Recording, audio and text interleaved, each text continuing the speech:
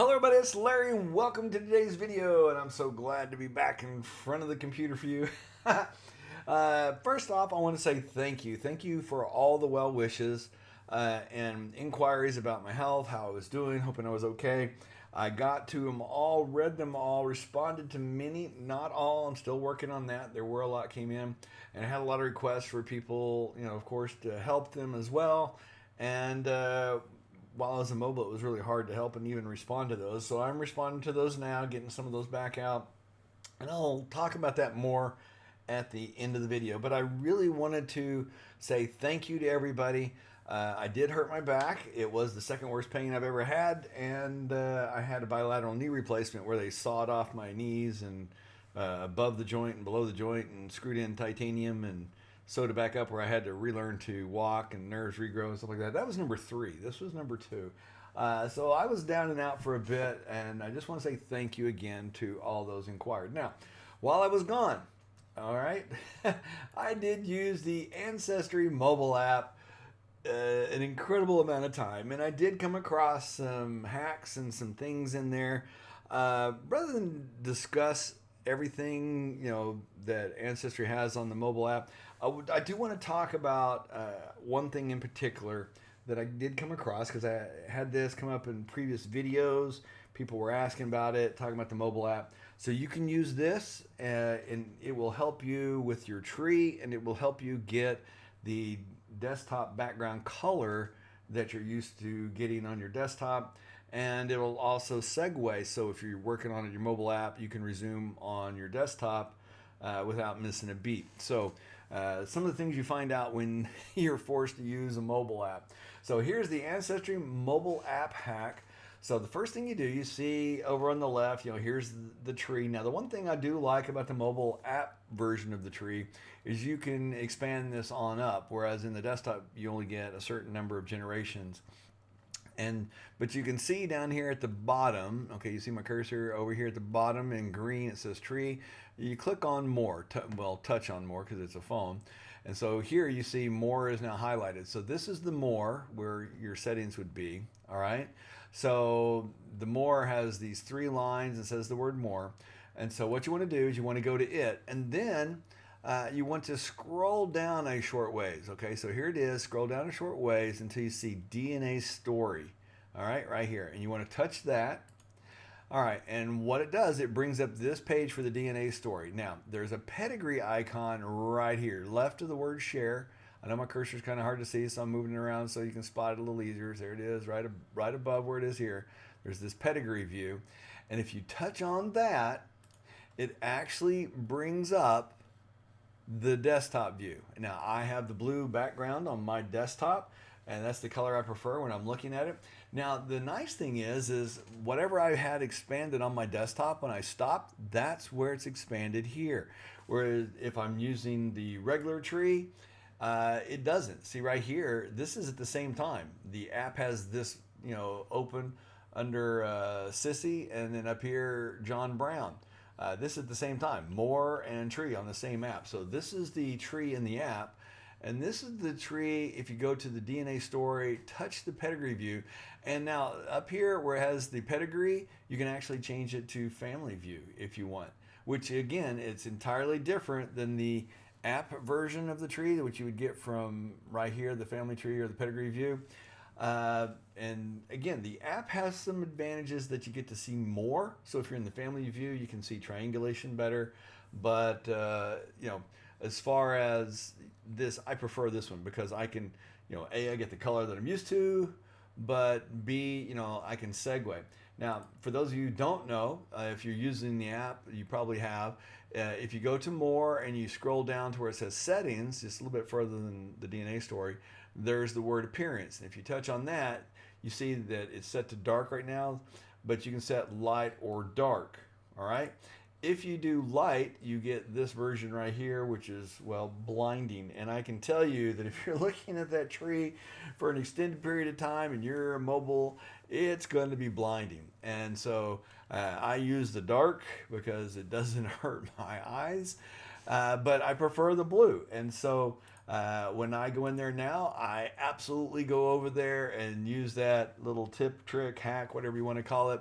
And I go to DNA Story and switch it to there, and I do all my tree work now inside this area rather than the other area.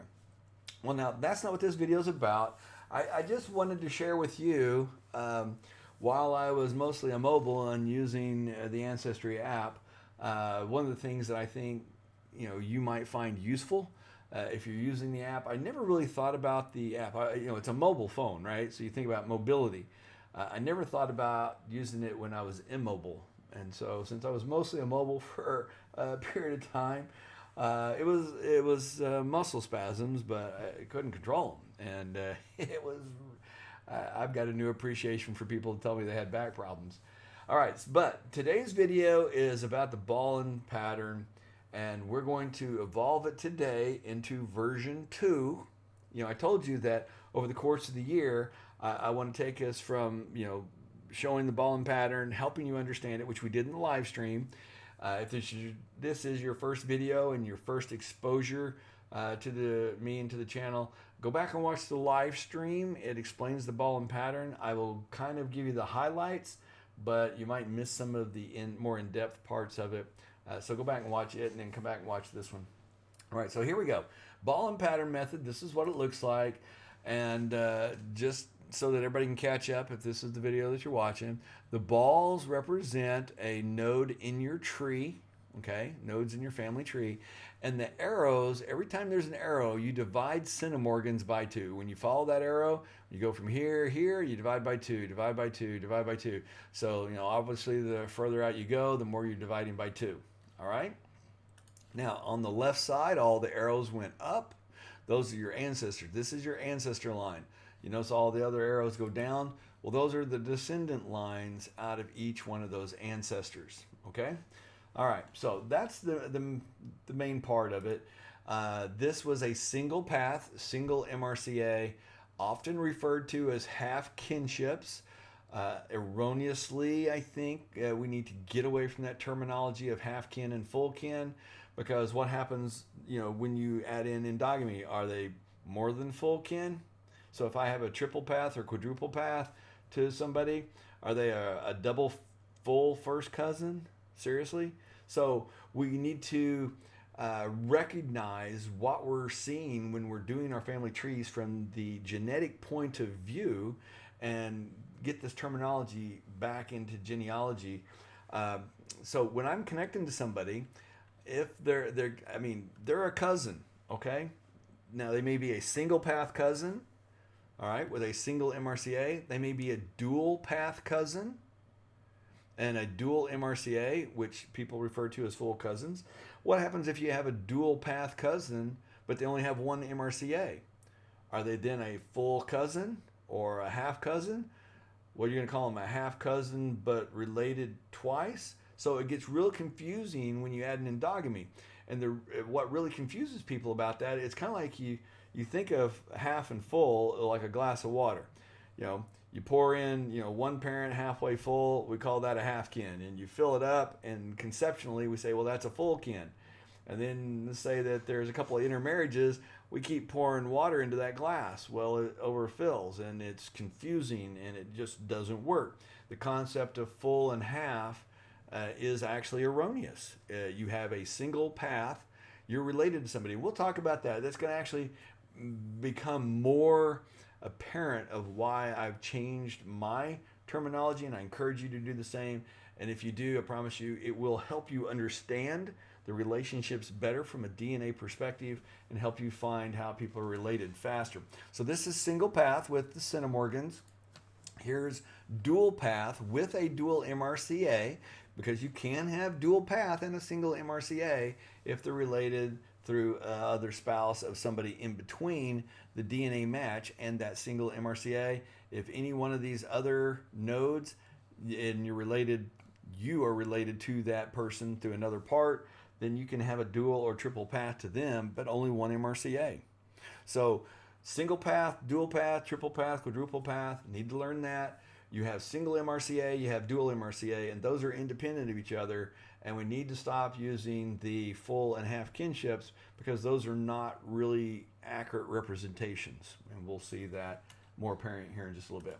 All right, so the other thing we talked about in the live stream is recognizing the patterns in the numbers. So here we are on the single path. Now, on the dual path, the numbers are still essentially the same. They're just bigger. They're twice as big. But notice that we've drawn the color arrows straight up and all those numbers are the same. But what we did not talk about in the live stream, and I'm going to bring it up to you right now, is these represent a distance. So every color, red is a certain distance. That's a distance of 2. Green's a distance of 3. Blue's a distance of 4. Now, or whatever color you choose to use it by. So let me tell you what I mean by that. So here's 6800. That's me or you. All right, we go up 1 to the parent, 2, 3, 4, 5, and that's 212, right? So now 1, 2, 3, 4, and down 1, which is 5, 212. We go up 1, 2, 3, down 1, 2. That's a distance of 5. That's 212. We go up 1, 2, and down 1, 2, 3. That's 212. And guess what? If we were to go up 1 and down 4, that's right, 212. So 212 is a distance from me of 5. We did not go over that in the live stream. We did talk about it briefly in some of the early ball and pattern videos I did where I listed all the possible shapes for some, and then we eliminated some by saying, hey, these people would be 120 years older than you or 120 years younger than you. Not likely unless you're the oldest person in the world or you're a newborn and they're the oldest person in the world, in which case if you're a newborn you're probably not watching my video. So unlikely, all right? So we were able to eliminate the unlikelies and say here is the more probables. So just know that each one of these numbers, and I told you that by the end of this year, my goal is to have you using this ball and pattern, you see a DNA match, and let's say they match you at 212, you instantly know how they're related to you. Instantly. You're just going to say, oh, that must be related to my great-grandparent or whomever they're related to, all right? All right, so the other thing we talked about in the live stream is the numbers that are missing, all right? Again, this is a single path. You know, the centimorgans for a single path ball and pattern. So if somebody is an 850, notice that if they're my age, there's not an 850 on my generational line. Not on single path. What does that mean? Well, it means they must be a dual path. So double 425 is 850.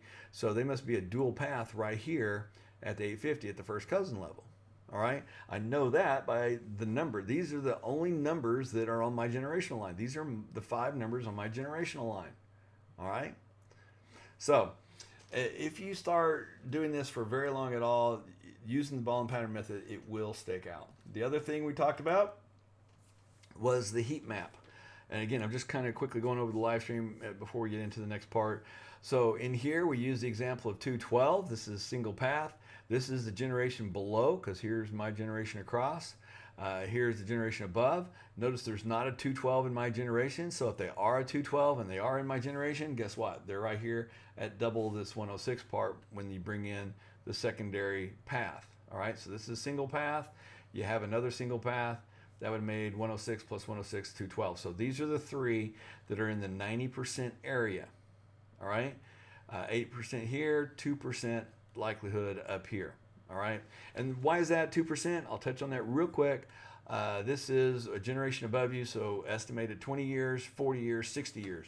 So if you're like me and approaching 60, that would make this person right here 120 years old, aka the oldest person in the world, aka it's not going to happen. All right. Now, if you're 20 or 30 and you're doing genealogy and you're watching this video, then it could be more possible. So this could be, you know, if you're 20, 40, 60, 80, okay, it's possible. Now, it's more likely that they're going to be, you know, 60 and below and not 80, but there's some 80-year-olds still doing research and doing DNA tests. It could be. If you're 20, it's far more likely. But if you're 40, 60, 80, this one would be 100. Yeah, it's still, while possible, unlikely even at a younger age. Now, if you're older, all right, let's say that you're 60, you know, 80, 100, 120, but let's say you're older. Let's say you are 80 and you've taken a DNA test. This would be 100, 120, 140. Yeah, and the Guinness, we've all heard about that missing ancestry you have. Yeah, no, that's not it. They're not going to be up there. It's very unlikely. I do have it's 2% likelihood that it's going to be there and above on the heat chart because of the number of people that are younger that are looking. And that's happening more and more though, and that these numbers will change as the demographic who are looking into their biological families, those that are adopted or taking DNA tests and looking for their families, then these numbers will get, more normalized. But for right now, as of today, statistically, this is an accurate heat map. So lastly, we're going to go over, here's the single path. Here's the dual path. Remember I said the 212 was that 106 double because the secondary path that came down here up from this parent and then this parent. All right. All right, so here we go. Here is the new version 2 ball and pattern. Here we go. The blue is the single path. All right, and what I've done is on top of that, I've laid the yellow, which is the dual path. One other thing I've done in this version 2 is, well, actually, this is like the 5th version I've shown you, but the version 2 that we put out and talked about is I went down one more generation here, and that's because I wanted to do it for the example. Remember where we went, up 1, 2, 3, 4.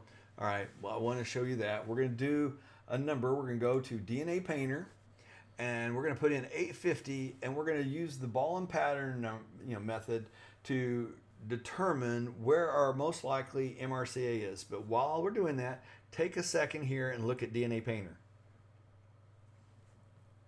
Who's the MRCA for this 850 match? Now we've got all these potential relationships have been highlighted. Now some of them, have numbers of 400s, 400 something, 400 something, and again that falls into the less likelihood. So what we're going to do is we're going to deal with the ones here that say 850, the high probability ones, and we're going to go through it. So the first thing we're going to do is we're going to highlight first cousin. And the first cousin is from you. We're going to go, up to the parent, grandparent, and then come down aunt and uncle to that first cousin. So here we are on the ball and pattern. We go up 1, 2, down 1, 2. Now, the first cousin on that side, we're going to call that a dual path or a full first cousin. And because of that, it's in yellow because it shares the secondary path.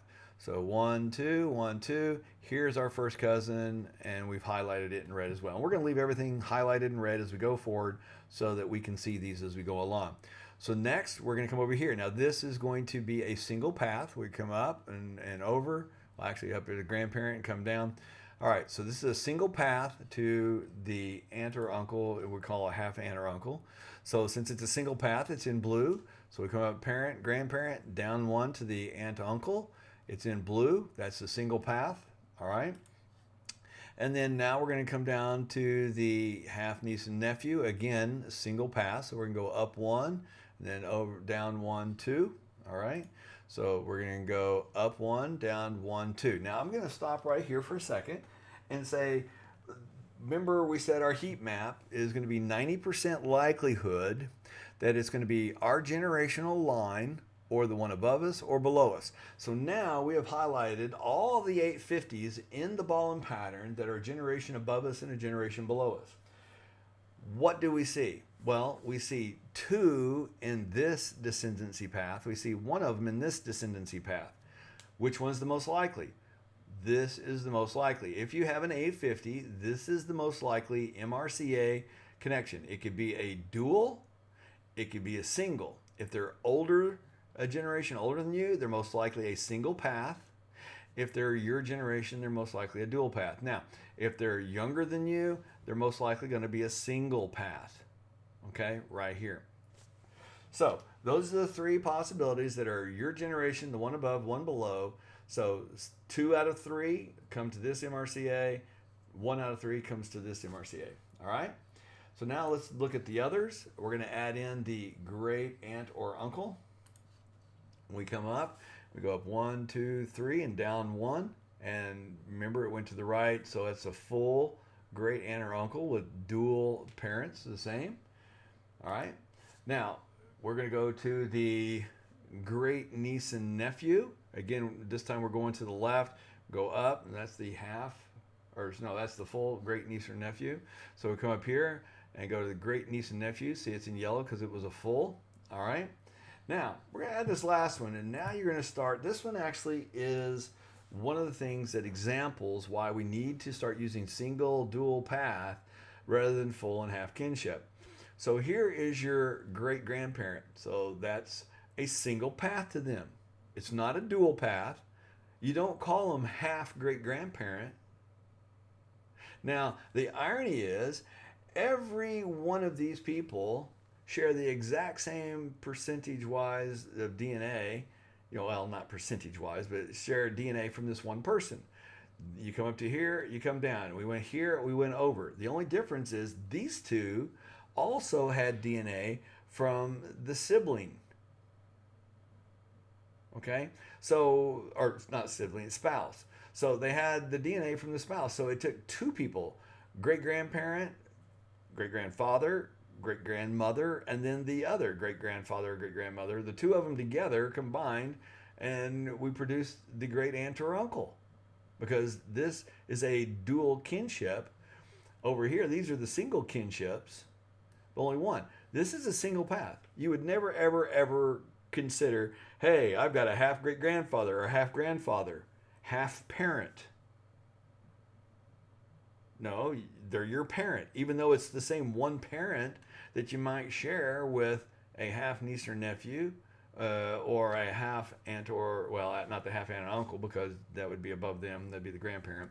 So the half grandparent, you don't do that. They're a grandparent. You share with the DNA with them. So we're already mixing and blending these terminologies, and we need to get out of that because when we start adding in everything else, it's the reason that some people get blinded is to the confusion because are they full? Are they half? Are they once removed? No, there's single path, dual path, triple path, quadruple path. If we think of it like that, it gets very easy to spot.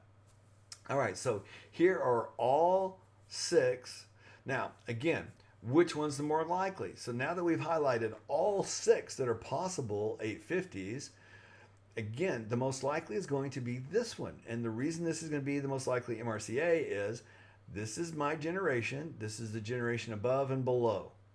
This is going to be the most likely. All right. So this is the number 1. Number 2 is because this is the one below and it connects with somebody here. This is number 2. This is actually 2 above. That's 2 below. But see, there was 2 here. That's 2 below or 2 above before we even get to the second one, which was, again, 3 above. So that's the least likely. This is number 1. This is number 2. This is number 3. But the way to check it is what's my generation plus and minus a generation, and then there's 2 here. So again, like we said, if there was 53, these 2 would be in the plus and minus. This would be below. So if it's a 53 match, this would have been your most likely MRCA. So here we are on DNA Painter. Okay. Again, who's the MRCA? This is actually showing here's your possible connections, but this really helps you find your MRCA. So when you're trying to find your biological family and put that together and figure out how people are connected, this is the easiest way to do it. So get this. I'll put it just like this out there in a PDF. You can print it. I recommend you print it, laminate it, use a dry erase marker so you can use it again and again and again. If you have a local print shop for a very small fee, they can print it for you and laminate it, and then you can take it back. They usually have some pretty good firm laminations that are durable and last you a while. Now, I want to tell you a little bit using the ball and pattern while I was away. All right, while I was away, using this same ball and pattern that we're talking about, I had, I told you I was using my Ancestry app, and there was somebody that was color-coded but had the blue dot that I'd never looked at them. But I'd color-coded them because when I color-coded, I just got everybody down that list, but they had popped in and I'd never seen their profile. And I'm like, well, 212, that's a second cousin. The fact that I've not looked at the profile, kind of disrespectful. I think I'm going to look at it and see what it says. And it kind of touched my heart. I saw it, and the person, it said that I was adopted at birth, and I've been looking for my biological parents. I found my mother. I'm looking for any information on my father. They had no tree information whatsoever on the father's side. Didn't have anything there. And I looked and I knew exactly who their most likely father was within two or three people, just by looking at it, just by knowing the 212, and the fact that this person was looking, and because they were adopted at birth and they were in their 50s, it really touched me, and I was like, I got to reach out to them. So looking at the ball and pattern with just what I've told you in this video, they're a 212 match to me, and they're my age.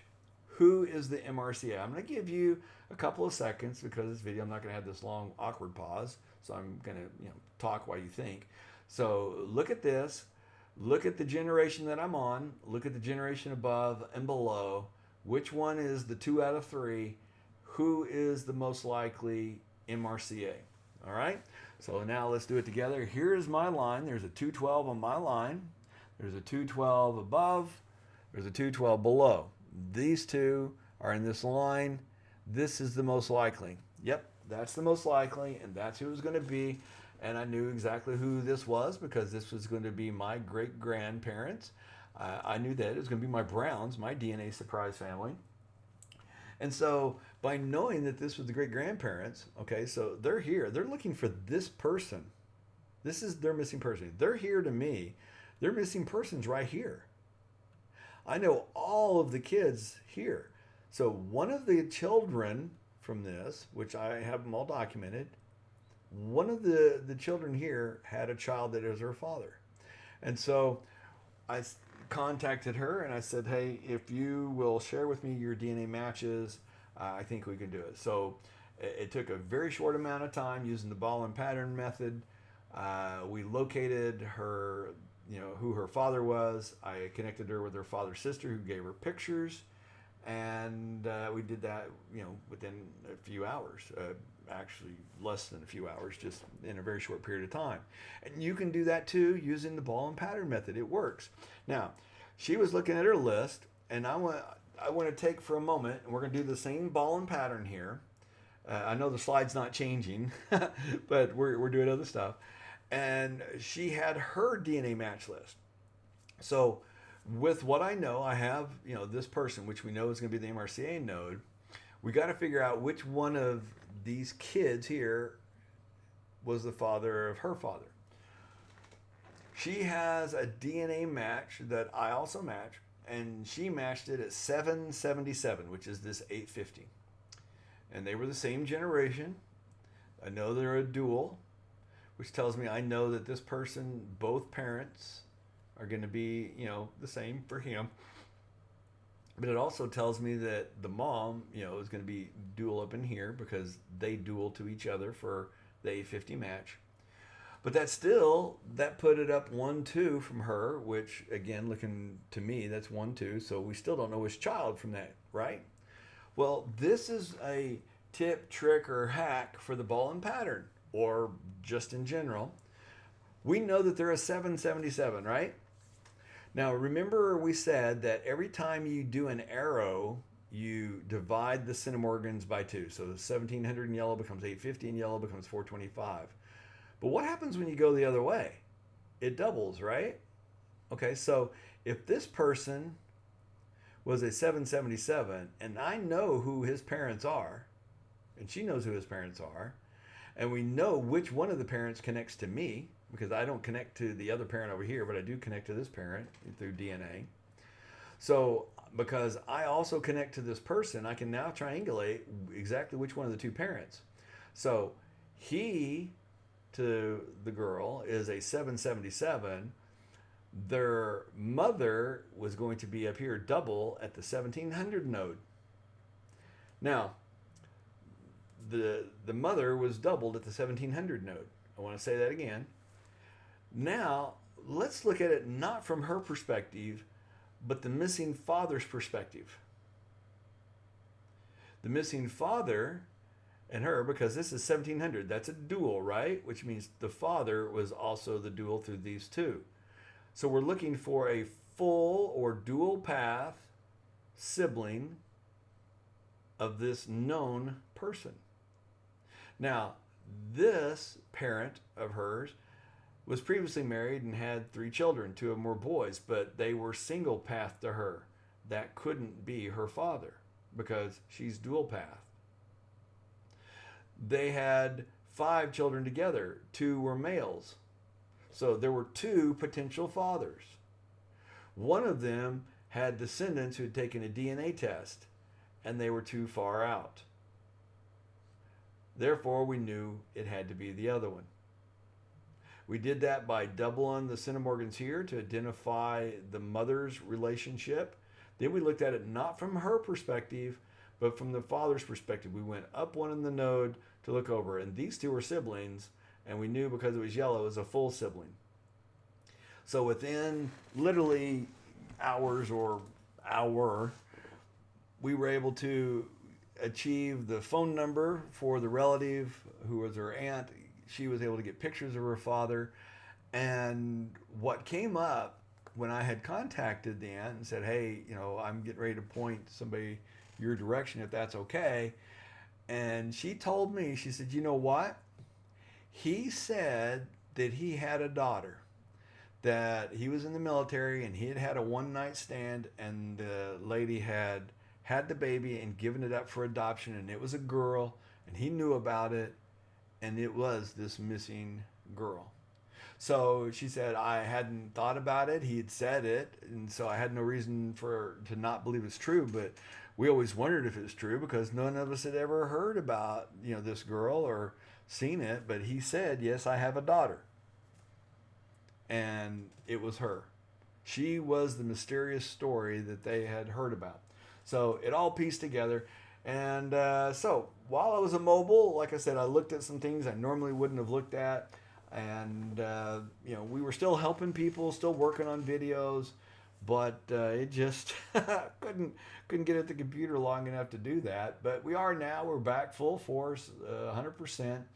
And so that's the ball and pattern. Print this out, laminate it, circle all the numbers that it can be. Look for the generation that you're in, plus or minus. If you're younger, go for the plus side and maybe the double plus side. So say you're 20 and you're researching, chances are the people are going to be your generation and the 2 above. If you're, over 60, it's more likely it's going to be your generation and the 1 or 2 below. So bear that in mind. All right. All right. Well, that's it for the video. I want to say thank you to all the Diamond members and channel and to all the members who are supporting the channel. Without you, we wouldn't still be doing this, and I wouldn't have the the funds to keep going because Adobe wants $5.99 a year to renew their subscription, and everybody wants money. If any of these videos help you, consider donating at least a cup of coffee, joining the channel as a sustaining member. For either the bronze $2 or the silver at $5 a month. To help me offset the costs where I help people. Some, I try to help because they just simply don't have the funds. I can't do everybody for free because if I did, like I did early in the channel, I just get so overwhelmed I can't do anything. So consider being a sustaining member, but especially want to point out the diamond and platinum members who sustain at a really large level. We did solve the DNA questions for 2 out of the 3 diamond members. One took 6 hours using the ball and pattern. One took 3 hours using the ball and pattern. And the other is still ongoing because we went outside the United States of America and it got much more difficult on the records. And there is some endogamy. And yes, so as I worked through that with them, we were able to figure out the endogamy real quickly with the ball and pattern. But we've got to now track some of the stuff that's not in anybody's trees on how the families are interrelated in order to nail some things down exactly. All right. So with that, people who support at a platinum or diamond level, they get to have their business or website mentioned. And so this is Dawn's. Dawn runs www.bridges-notwalls.com. Bridges Not Walls translation, turning Spanish into English, linguistic services, translating documents from Spanish into English So check out, and if you need that service, consider using Dawn, who is generously supporting the channel. All right. So again, thank you to all the members. If the ball and pattern helps you make a breakthrough, consider buying a cup of coffee or a dinner. There's a link down in the description for PayPal, or joining the member and being a sustaining member, so that I can continue, evolving this to help you and to help others. And like you said, I had the second cousin that we helped even while we were immobile using the mobile app. That sounds kind of an oxymoronic thing. I used the mobile app while I couldn't move. Anyway, glad to be back. Print this, laminate it, and use it. Folks, it works. You saw how the numbers work with DNA Painter. It works pretty much the same with all the numbers when you do that. So take this, and it's a real simple way of looking at it just immediately and seeing how far away they are. You're going to learn 212. Well, they're 5 nodes away on a single path. All right? Or they're 6 nodes away on a dual path. You're going to know that immediately. And you're going to know where they fall. Memorize the numbers that are in the straight line for your generation. And you'll immediately know in a very short period of time of just doing this a few times. 212, they're in my line as a dual path. Or, they're going to be above and below, on the path 1 node closer. But that means that they're going to be, right here. And you're going to know that intersection just immediately by hearing the number. Immediately. You're going to hear 212. Oh, they must match me to great-grandparent. Then the question becomes, which great-grandparent? Okay, you got 2 parents, 4 grandparents, 8 great-grandparents, so you got 8 possibilities. Well, if you've clustered your DNA matches, that becomes very simple. You're going to get it to a pair, or maybe even 1, if there's been some remarriages in that line. So between clustering, whether you use the leads method or the groupings that Ancestry has, doesn't matter. Between the clustering, using that and this ball and pattern method, you will find the answers quickly. All right? Hope you enjoyed the video. Glad to be back. Thank you all for all the well wishes. We will respond to all of them as we get them in first in, first out order. But and the people who are wanting to have me help them, I'm not going to take on more Diamond members to replace the ones that are there. We're not. What I'm going to do instead is we're going to help some people directly. So we're going to be setting up a website so that we can help those people. So consider, if you've got a little extra and you want to help these people find it, consider make donations so that we can offset the cost for those that can't afford it.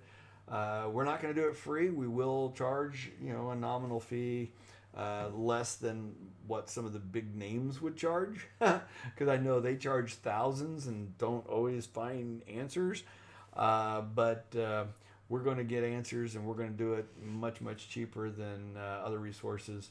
And if you help sustain the channel, then we'll do that. And I've said, hey, if we can get 1,000 or 2,000 sustaining silver members, 1,000 sustaining bronze members, and I'll turn off the ads.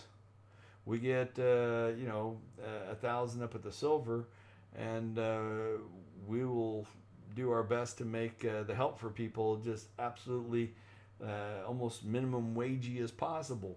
So it does require a lot of effort, it does require a lot of knowledge and learning, and it does require to buy a lot of crud to keep this going. I mean, I've got 3 monitors, camera, I've got mics and software and the software licenses, and yes, I do pay the legitimate full price for them all.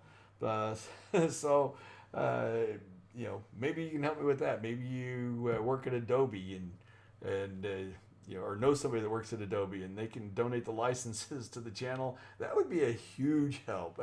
They want $5.99 a year for that full version if you're not academic. All right, so there you have it. Hope you enjoyed it. Glad to be back, and we will talk to you again soon.